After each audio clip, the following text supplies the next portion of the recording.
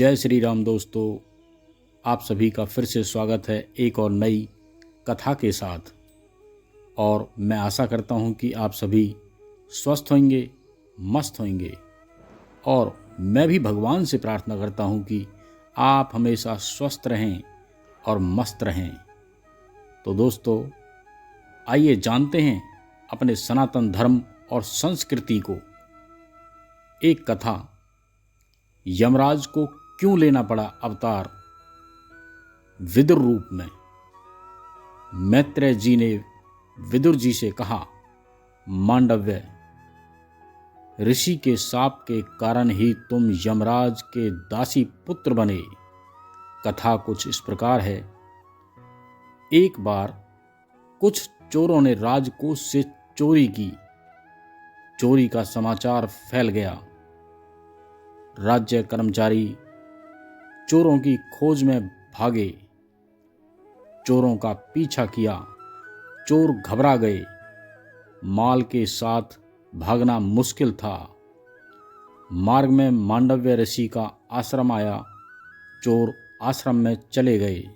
चोरों ने चोरी का सारा माल आश्रम में ही छिपा दिया और वहां से भाग खड़े हुए। सैनिक पीछा करते हुए मांडव्य ऋषि के आश्रम में आ गए। छानबीन की, चोरी का माल बरामद कर दिया। मांडव्य ऋषि ध्यान में थे। राज्य कर्मचारियों की भाग दौड़ की आवाज से उनका ध्यान भंग हुआ और उन्होंने मांडव्य ऋषि को ही चोर समझा। उन्हें पकड़ लिया और राजा के पास ले गए। राजा ने फांसी की सजा सुना दी। मांडव्य ऋषि को वध स्थल पर लाया गया। वह वहीं गायत्री मंत्र का जाप करने लगे। राज्य कर्मचारी उन्हें फांसी देते, लेकिन मांडव्य ऋषि को फांसी न लगती। कर्मचारी और स्वयं राजा भी हैरान हुआ, ऐसा क्यों हो रहा है। फांसी से तो कोई बचा ही नहीं अभी तक, लेकिन इस ऋषि को फांसी क्यों नहीं लग रही है, क्या कारण है। यह निश्चित ही कोई तपस्वी है। राजा को पश्चाताप हुआ। ऋषि से क्षमा मांगी। ऋषि ने कहा, राजन, मैं तुम्हें तो क्षमा कर दूंगा, लेकिन यमराज को क्षमा नहीं करूंगा।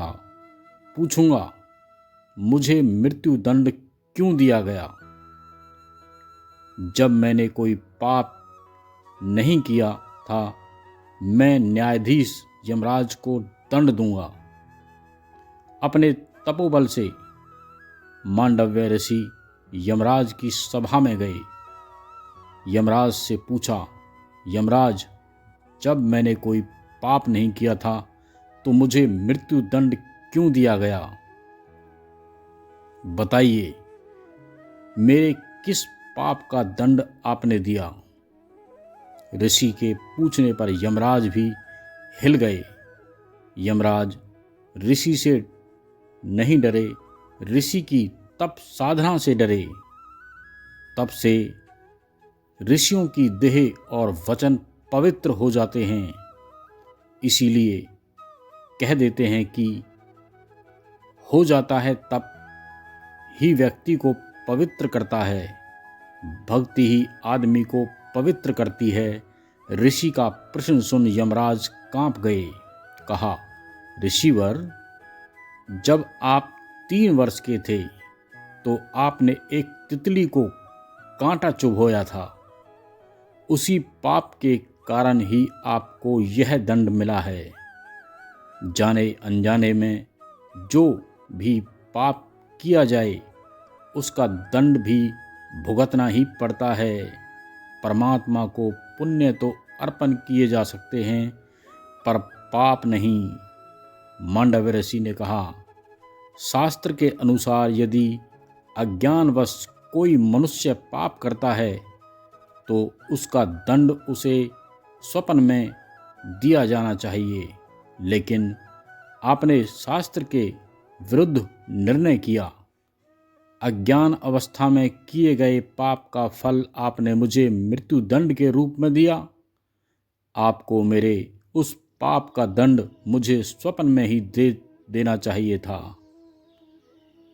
यमराज, तुमने मुझे गलत ढंग से शास्त्र के विरुद्ध दंड दिया है। यह तुम्हारी अज्ञानता है। इसी अज्ञान के कारण ही मैं तुम्हें शाप देता हूं कि तुम दासी पुत्र के रूप में जन्म लो, मनुष्य योनि में जाओ। मैत्रेय ऋषि कहते हैं, बस विदुर जी, इसी कारण तुम्हें मनुष्य योनि में दासी पुत्र के रूप में जन्म लेना पड़ा। तुम कोई साधारण मनुष्य नहीं हो, तुम तो यमराज का अवतार हो।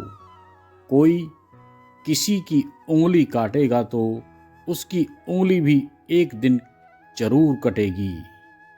कोई किसी की हत्या करेगा तो उसकी भी एक दिन हत्या अवश्य ही होगी।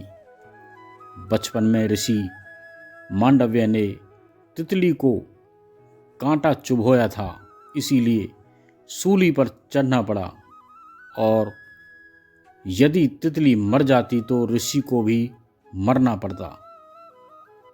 तो दोस्तों, आपको ये कथा कैसी लगी?